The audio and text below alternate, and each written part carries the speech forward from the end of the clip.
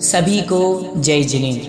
परम पूज्य आचार्य भगवंत शिवकोटि महाराज द्वारा विरचित मृत्यु पर लिखा गया सबसे प्राचीन ग्रंथ, जिसमें संलेखना का वर्णन है, ऐसा परम पूजनीय परम आराध्य श्री भगवती आराधना ग्रंथादिराज का स्वाध्याय भव्योदय चैनल के ऊपर निरंतर चल रहा है। निरंतर जैनागम की गतिविधि से जुड़ने, जैनागम के शास्त्रों का विवेचन एवं जैन धर्म के बारे में जानने के लिए भव्योदय चैनल को सब्सक्राइब करें, लाइक करें, शेयर करें। आइए प्रारंभ करते हैं।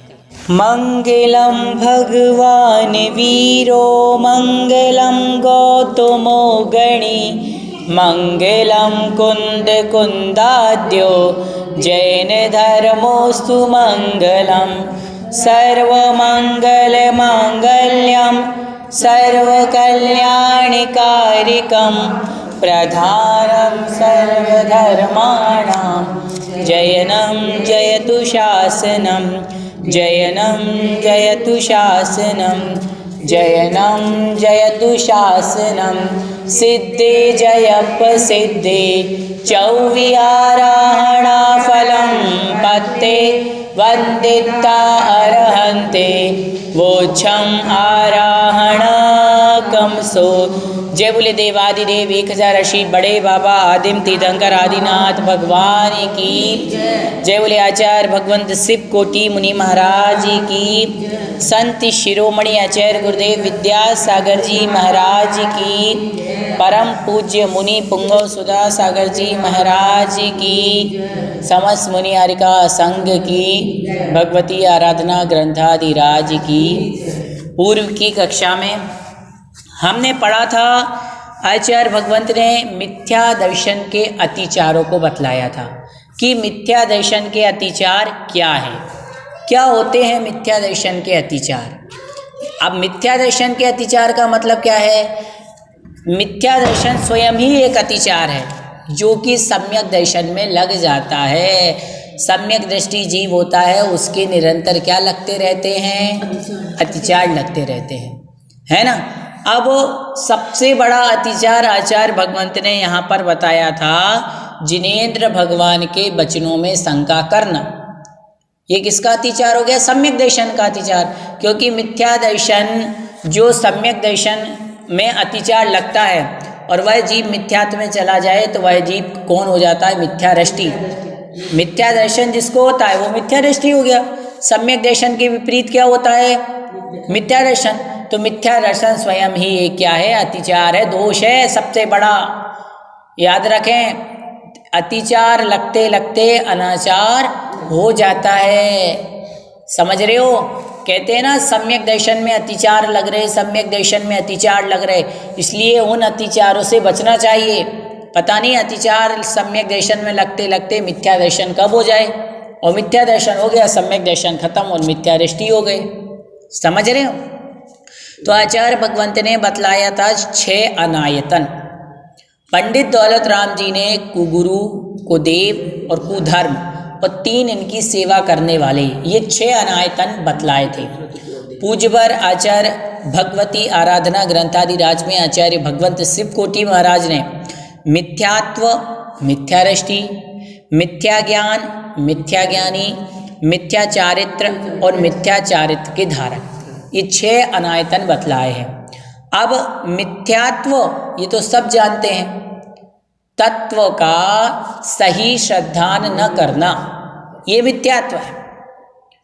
तत्वार्थ श्रद्धानम सम्यक दर्शनम, और तत्वों पर अश्रद्धान अर्थात तत्वों पर विश्वास नहीं होना मिथ्या दर्शन है, मिथ्यात्व है। अब मिथ्यात्व जिस व्यक्ति को है वो कौन है? मिथ्या दृष्टि। मिथ्या दृष्टि। और जिसे मिथ्या ज्ञान है वो मिथ्या ज्ञानी, और मिथ्या ज्ञानी का जो ज्ञान है वो क्या हो गया? मिथ्या ज्ञान। मिथ्या ज्ञान हो गया।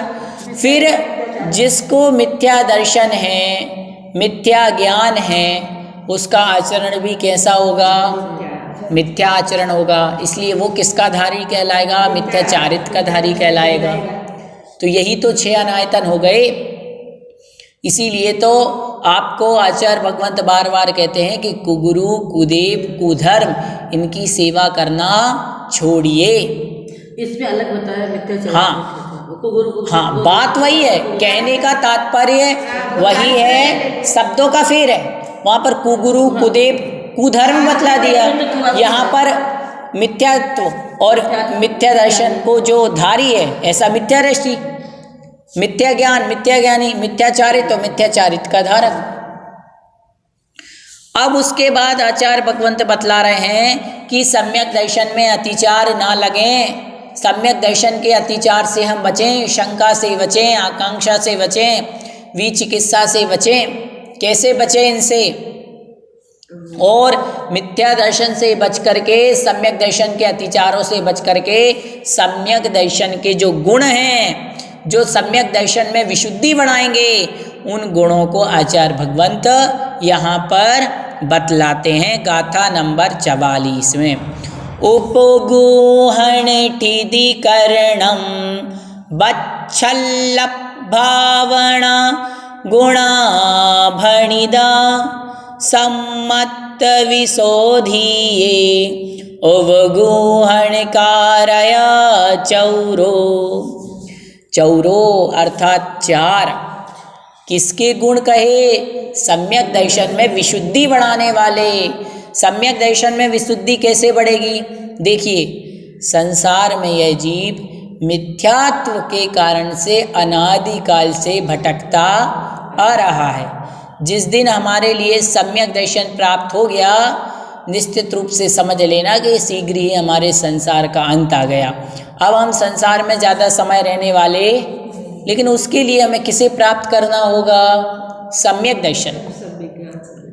और सम्यक दर्शन प्राप्त हो जाएगा तो सम्यक ज्ञान तो स्वतः ही प्राप्त हो जाएगा। फिर सम्यक चारित्र को प्राप्त करने के लिए पुरुषार्थ करना पड़ेगा, लेकिन पहले सम्यक दर्शन क्या करना पड़ेगा? प्राप्त करना पड़ेगा। सम्यक दर्शन की आचार्य भगवंत ने बहुत महिमा बताई है। मोक्ष महल की प्रथम सीढ़ी याविन ज्ञान चरित्रा। सम्यक दर्शन किसकी सीढ़ी है? मोक्ष महल की, मोक्ष मार्ग की पहली सीढ़ी है। इसके बिना सम्यक ज्ञान और सम्यक चारित्र हो ही नहीं सकता। हो सकता है क्या? नहीं हो सकता। पहले सम्यक दर्शन क्या है? आवश्यक है। पहली सीढ़ी तो चढ़ना ही पड़ेगी। आज के समय में लोग क्या सोचते हैं कि पहली सीढ़ी तो हम चढ़े ना, डायरेक्ट आसमान पे पहुंच जाए, पर ऐसा संभव? फिर तो सीधे ऊपर ही जाओगी। ऊपर मतलब संसार को छोड़ के ही जाओगे, ऐसे ऊपर नहीं जाते। सबसे पहले सम्यक दर्शन प्राप्त करना होगा। और सम्यक दर्शन को प्राप्त करने के लिए आचार्य भगवंत ने कितनी सारी बातें बताई। आस्तिक्य, संवेग, अनुकंपा, प्रशम, ये गुण धारण करना चाहिए। सम्यक दृष्टि की भावनाएं आचार्य उमा स्वामी महाराज ने बताई। मैत्री, प्रमोद, कारुण्य, माध्यस्थ, ये सब सम्यक दृष्टि की भावना बताएं। सम्यक दृष्टि के लिए प्रसम, आस्तिक, संवेग, अनुकंपा, ये गुण बतलाए हैं। इनको धारण करना पड़ेगा, तब तो जाके सम्यक दर्शन प्राप्त होगा। निशंकित, निकांक्षित, निर्विचिकित्सा। और यहाँ पर आचार्य भगवंत क्या कह रहे? उपगूहन, स्थितिकरण, वात्सल्य, प्रभावना। ये सम्यक दर्शन में जो सम्यक दर्शन में जो विशुद्धि बढ़ाने वाले गुण हैं वो कौन से हैं? ये है उपगूहन। यहाँ पर 4 की चर्चा की, वैसे तो कितने गुण बतलाए हैं? 8। निशंकित, निकांक्षित, निर्विचिकित्सा, अमूढ़ दृष्टि, उपगूहन, स्थितिकरण, वात्सल्य और प्रभावना। सबसे पहला कहा निशंकित, जिनेंद्र भगवान के वचनों में शंका नहीं करना। निकांक्षित, संसार में आगामी भोगों की इच्छा न करना। निर्विचिकित्सा, मुनिराज आदि के मलिन तन को देख करके घृणा नहीं, ग्लानि नहीं करना। इसका मतलब ये नहीं कि मात्र मुनि के ही कहा, संसार की और अन्य मलिन वस्तुओं को भी। देखो, एक बार की बात है, आचार्य विद्यासागर जी महाराज का विहार चल रहा था, तो रास्ते में उनको, विहार में तो होता ही है कि जंगल में रुकना, ऐसे स्थानों पर रुकना पड़ता है जहाँ पर गंदगी भी हो, ठंडी भी हो, पता नहीं कैसा माहौल मिल जाए। तो ऐसे ही 2 कमरों में रुके, एक कमरे में आचार्य रुके, एक कमरे में पूरा संघ रुका। अब कमरे के बाहर बहुत ही गंदगी थी, परंतु रात्रि तो व्यतीत करना ही थी, तो बहुत ज़्यादा दुर्गंध आ रही थी। एक श्रावक दर्शन के लिए पहुंचा, उसने देखा इतनी दुर्गंध आ रही है, उसने कमेटी के लोगों को बतलाया और फिर वो लोग जाके गुरुजी से बोले कि आचार्य श्री जी यहाँ तो बहुत दुर्गंध आ रही है, आप दूसरे कमरे में ही आ जाइए। आचार्य श्री कह रहे कहाँ दुर्गंध आ रही है, मुझे तो ना दुर्गंध आ रही है ना सुगंध आ रही है, मुझे तो मात्र गंध आ रही है। अब बताइए, सच्चे सम्यक दृष्टि की दृष्टि देखिए आप, दृष्टि में सम्यक दर्शन होना चाहिए, इसीलिए उसका नाम है सम्यक दृष्टि। जिसकी दृष्टि सम्यक है वही कौन है, सम्यक दृष्टि। कितनी अच्छी बात है, नजरिया चेंज हो गया कि नहीं? ऐसा नहीं है, आती तो है लेकिन उसको किस दृष्टि में क्या करना, न राग न द्वेष। यही सम्यक दृष्टि की क्या होती है, दृष्टि। ये कौन सा हो गया, निर्वित चिकित्सा। फिर अमूढ़ दृष्टि उपगूहन। अमूढ़ दृष्टि का अर्थ होता है तत्व और कुतत्व, खोटे तत्व और अच्छे तत्व में क्या करना चाहिए, पहचान करना चाहिए। जो खोटे तत्व होते हैं उनको त्याग करना चाहिए और जो अच्छे तत्व होते हैं वो ग्रहण करना चाहिए। फिर आया उपगूहन, अर्थात जो हमारे सहधर्मी जन हैं, यदि उनसे कोई गलती हो जाए तो उनके अवगुणों को छिपाना और गुणों को प्रकट करना। हाँ, एकांत में ले जाके समझा देना। ऐसा नहीं कि कोई गलती हो गई और आपने सबके सामने उसे बुरा भला कह दिया, उसे बुरा लग गया, अब वो मंदिर नहीं आएगा। तो क्या ऐसा करना उचित है? नहीं। ये कौन सा अंग हो गया सम्यक दृष्टि का? उपगूहन। तो इसमें आचार्य भगवंत उपगूहन के बारे में बतलाते हैं। उपगूहन अर्थात उपब्रहन नाम बढ़ाने का है, क्योंकि ब्रह और ब्रही धातु का अर्थ वृद्धि है। ऐसा कहा, धातु के अर्थ के ही अनुकूल उपसर्ग है। स्पष्ट और आग्राम, कानों को और मन को प्रसन्नता देने वाले तथा वस्तु का यथार्थ स्वरूप प्रकाशन करने में समर्थ धर्मोपदेश के द्वारा दूसरे के श्रद्धान को बढ़ाना उपब्रहन है, अथवा सर्वजनों को आश्चर्य पैदा करने वाली इंद्रादि प्रमुख देवगणों द्वारा की जाने वाली पूजा के समान रचाकर अथवा दुर्धर तप और ध्यान का अनुष्ठान करके आत्मा में श्रद्धा को स्थिर रखना उपब्रहन है। कहने का तात्पर्य वही है। यहाँ पर उपब्रहन की स्वरूप बता रहे हैं। उपगूहन में हमें यही लेना है सामान्य से कि हमारे लिए क्या करना है, अवगुणों को छिपाना। अवगुणों को किसी के छपाना नहीं है, अवगुणों को क्या करना है, छिपाना है, और गुणों को क्या करना है, प्रकाशित करना है, उजागर करना है। फिर आचार्य भगवंत और बतलाते हैं, देखिए उपगूहन हो गया, उपगूहन के बाद क्या आता है, स्थितीकरण। जीवादि द्रव्य अपने सामान्य और विशेष रूप से युक्त होकर प्रति समय उत्पाद व्यय ध्रुव्यात्मक हैं, कि जो जीव, पुद्गल, धर्म, अधर्म, आकाश काल, ये प्रति समय ये द्रव्य उत्पाद व्यय और द्रव्यात्मक हैं। क्यों हैं? क्योंकि कहा सत द्रव्य और सत द्रव्य का क्या है, लक्षण है। अभी 6 द्रव्य हैं तो ये सत हैं कि नहीं, और सत क्या है, उत्पाद व्यय द्रव्य युक्तम सत। तो जिसमें उत्पाद व्यय द्रव्य होगा वही तो सत कहलाएगा कि नहीं। तो जीव द्रव्य है, तो जीव में क्या है, उत्पाद व्यय द्रव्य है ना। अब कैसे है उत्पाद व्यय द्रव्य, जैसे कि हम हैं। अब देखिए हमारा उत्पाद क्या है, 2024 आ गया, तो आप बोले भैया नया साल आ गया, तो ये तो नए साल का क्या हो गया, उत्पाद। और व्यय किसका हो गया, पुराने साल का। लेकिन हाँ 23 का व्यय हो गया, लेकिन आपके साथ वो आपकी आत्मा, वो शरीर तो वही बना हुआ है ना अभी, बताइए, वो द्रव्य। ऐसे ही हमारी जो आत्मा है वो द्रव्य है, और जो मनुष्य रूपी हमें ये नई पर्याय मिली ये उत्पाद है, और पूर्व में जो हमारी पर्याय रही होगी उसका क्या हो गया, व्यय हो गया। जैसे कि हम देखते हैं अभी हमारी जवानी क्या हो चुकी है, मान लीजिए जो 80 साल की माता हो गई, माता जी कोई दादी जी 80 साल की हो गई, तो उसकी जवानी का क्या हो गया? व्यय। और बुढ़ापे का क्या हो रहा है? उत्पाद। उत्पाद हो गया कि नहीं? लेकिन दोनों के बीच में जो मनुष्य नाम की पर्याय है वो अभी बनी हुई है या नहीं? वो क्या है? द्रव्य है उस चीज का। जैसे कि एक सोने का कंगन है, तो सोने का कंगन आपके घर नई बहू आई, बहू ने बोले मैं तो ये पुराने जमाने के कंगन नहीं पहनूंगी, पहले ऐसे मोटे मोटे चलते थे, तो हम ये पुराने जमाने के कंगन नहीं पहनेंगे। तो आपने उन कंगनों को मिटा करके नए कंगन बनाए नए जमाने की। तो नए कंगनों का क्या हो गया? उत्पाद। उस नई पर्याय का उत्पाद हो गया। और पुराने कंगन की जो पर्याय थी उसका व्यय। लेकिन सोना तो दोनों में वही है। तो ये क्या कहलाता है? उत्पाद, व्यय, द्रव्य। तो ये जीव द्रव्य, पुद्गल द्रव्य, सभी द्रव्यों के साथ उत्पाद, व्यय, द्रव्य होता है। एक बात।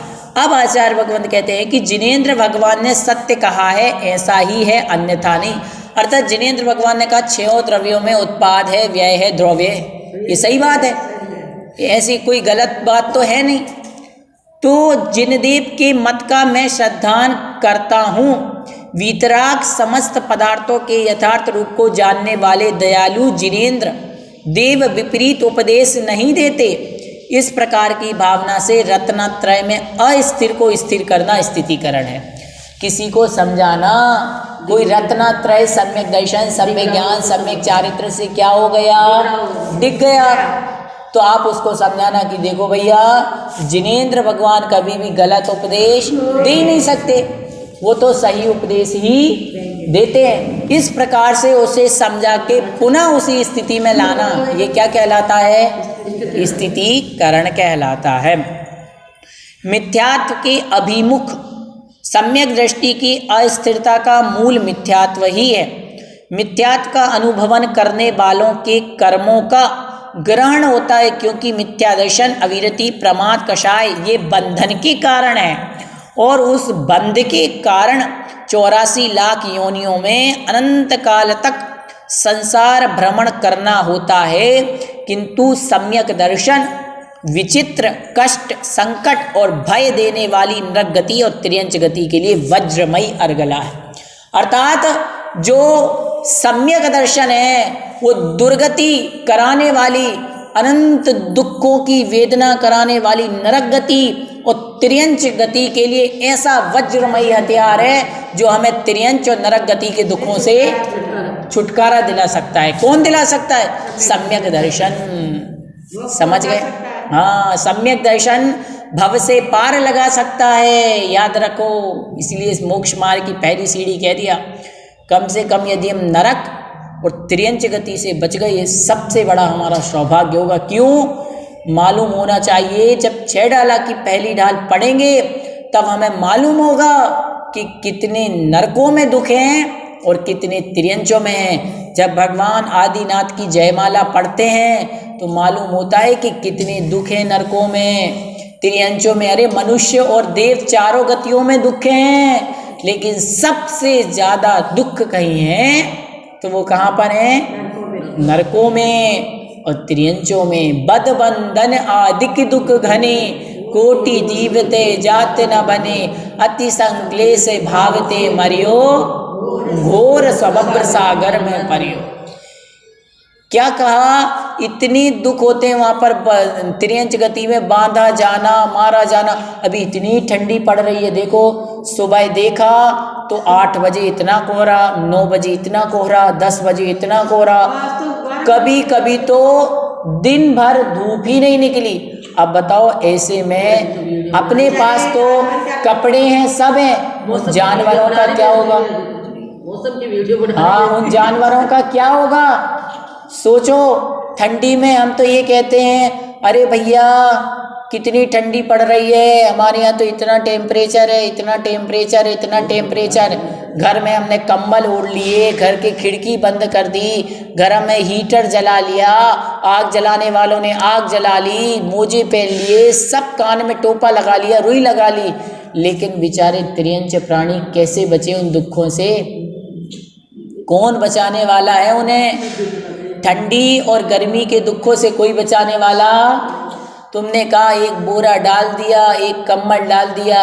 अरे ये ठंडी, इतनी ठंडी हो रही है, इतनी ठंडी हो रही है। अब हम सोचते हैं, सोचो आप, अब गाय है, चिड़िया है, कबूतर है, कितने सुबह से पहले देखते थे कि सुने अपने मंदिर जी में सुबह होता था और सुबह 6 बजे ही 7 बजे कितने बंदर आ जाते थे, आते थे सामग्री खाने के लिए, वो करने के लिए।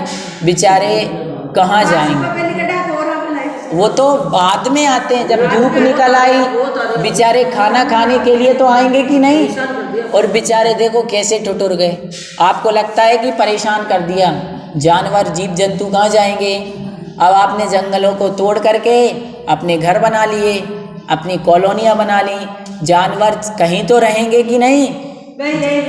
बताओ, गाय, पक्षी, चिड़िया, कबूतर, बंदर, बकरी, चीता, लोमड़ी, कबूतर, चिड़िया, कहाँ जाएंगे जानवर। वो भी है ये जो बेचारे जो कीड़े मकोड़े। हाँ, फिर वही तो भी कुचलते। तो सभी जीवों को कितने दुख है त्रियंचों में। और आप फिर सोचो, ये जीव जब दुखों से मरण करके नरकों में जाते हैं तो तहाँ भूमि पर सत दुख इसो, बिच्छू सहस डसे नहीं तिसो, तहाँ राध शोणित वाहिनी, क्रमी कुल कलित देह। ये भगवान, उस नरक की भूमि को स्पर्श करते ही ऐसा दुख होता है जैसे हजारों बिच्छुओं ने क्या किया हो, एक साथ काट लिया हो। उससे भी कई गुना दुख को प्राप्त होता है। वो नरक की भूमि की जो मिट्टी रहती है वो इतनी विषैली होती है, इतनी दुर्गंधित होती है। हाँ, तो योजनों के जीव क्या हो जाते हैं, कष्टों को, मरण को प्राप्त हो जाते हैं। अब आप सोचें, वो नरक में जाने के बाद वहाँ खून की पीप की नदियाँ बहती हैं, कैसे जीव रहते होंगे जहाँ पर ऐसी भूख लगती है कि 3 लोक को ना जुजू खाए, मिटे ना भूख कड़ा ना लहाए। यदि 3 लोग का अनाज खा लें तब भी उनकी क्षुधा शांत होने वाली नहीं है, परंतु उनको एक अन्न का कण प्राप्त नहीं होता है।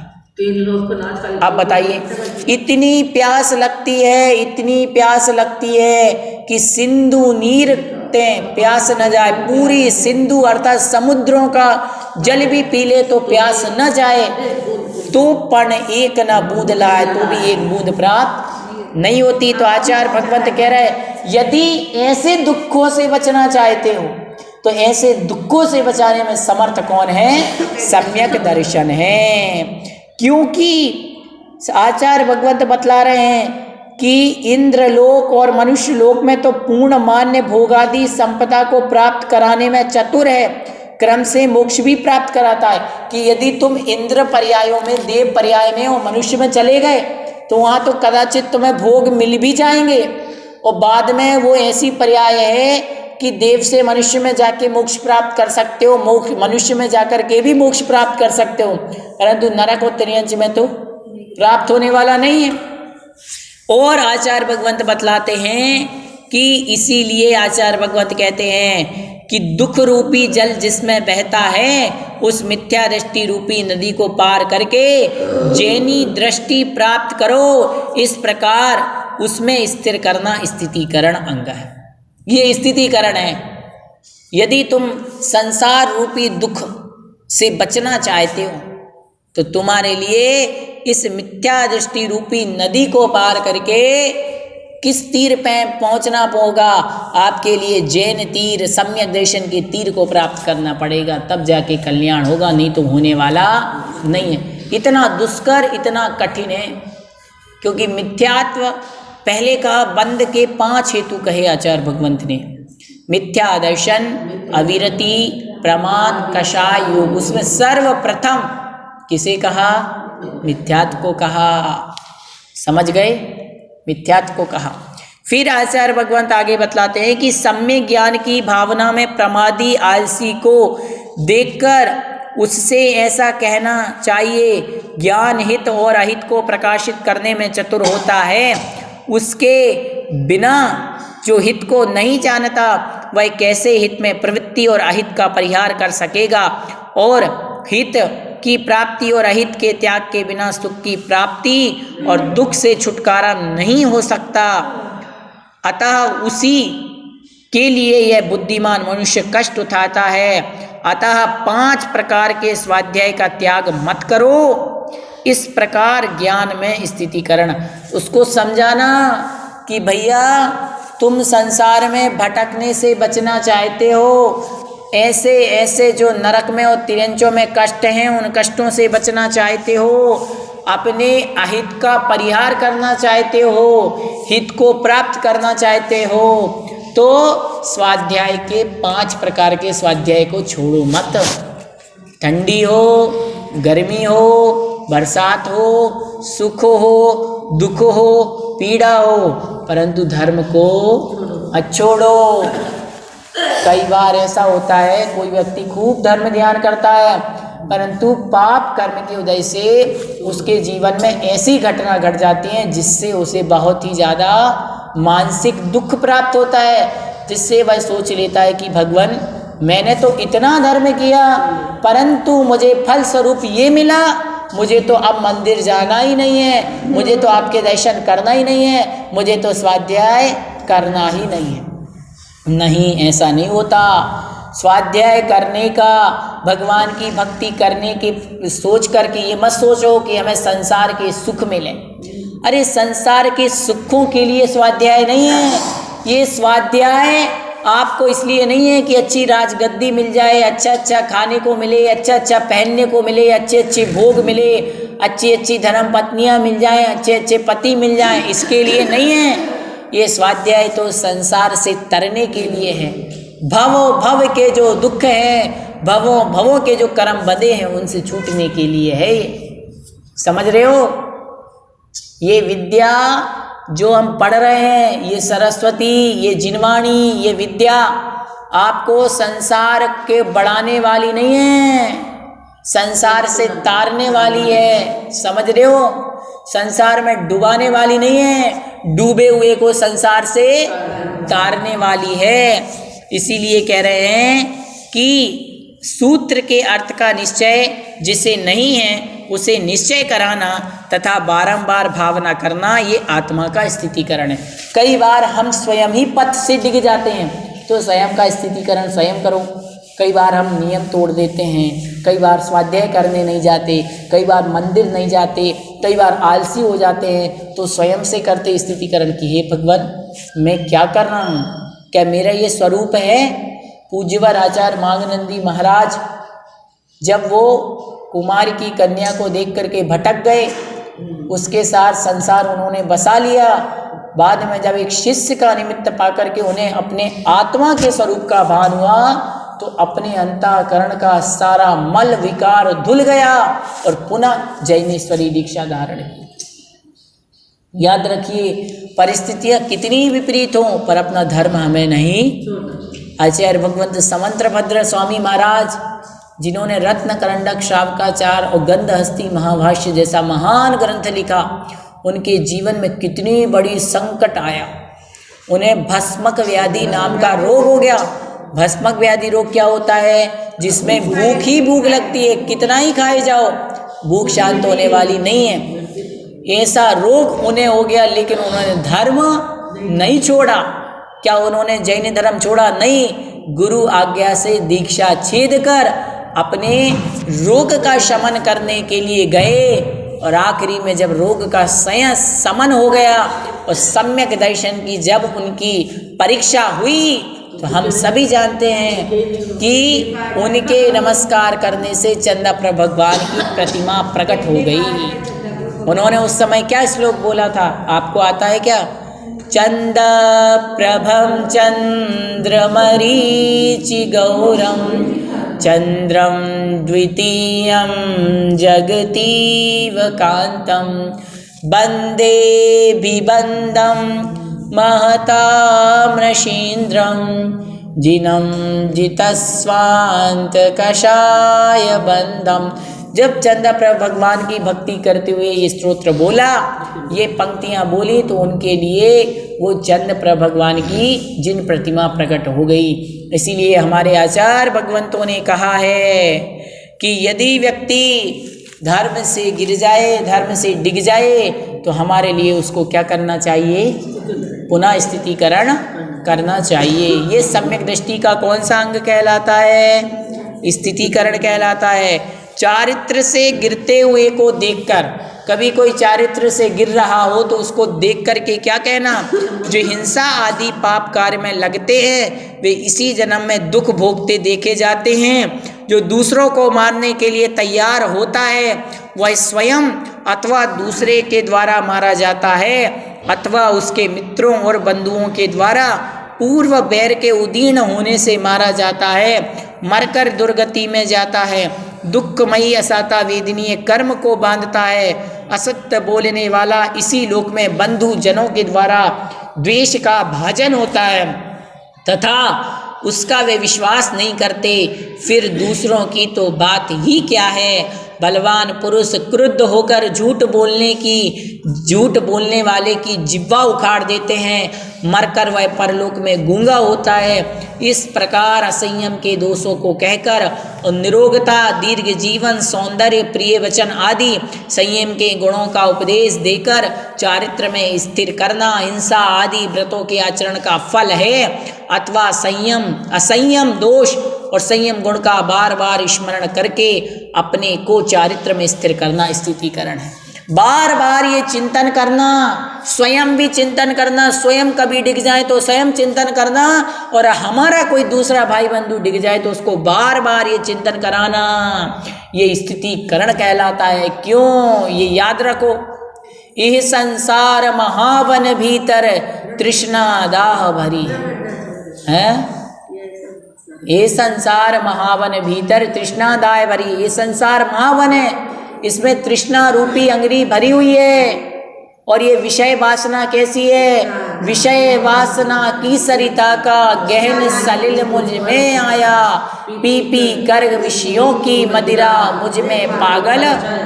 ऐसी बातें समझाओ किसको? अपनी आत्मा को, दूसरों को, कि धर्म से कोई डिग न पाए। आगे कहते हैं धर्मात्माओं में माता पिता भाई में अनुराग करना वात्सल्य है। अपने कोई साधर्मी जन है तो उनके प्रति वात्सल्य रखना। देखिए आज एक आपको बहुत अच्छी बात बताऊं, अपने जैसा कोई नमोकार जानने वाला मिल जाए ना तो उससे द्वेष नहीं करना चाहिए, कभी भी नहीं। ये सोचना चाहिए आपको आज के समय में, चलो कम से कम ये जैन धर्म बढ़ाने वाले हैं। पूज्य सुधा सागर जी महाराज कहते हैं कि 20 साल, 25 साल, 30 साल, 15 साल, 50 साल उम्र मायने नहीं रख दे।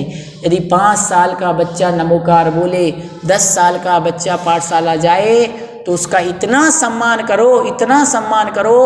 आप ये सोचो वो आज नमोकार सीखा, कल मंगलाचरण सीखेगा, मंगलाष्टक सीखेगा, भक्तंबर सीखेगा, 6 डाला सीखेगा, तत्वार सूत्र सीखेगा। ये समझ लेना। और यही जाकर के आगे आचार्य बड़े बड़े साधु संत मुनि बनते हैं, कोई दूसरे नहीं बनते।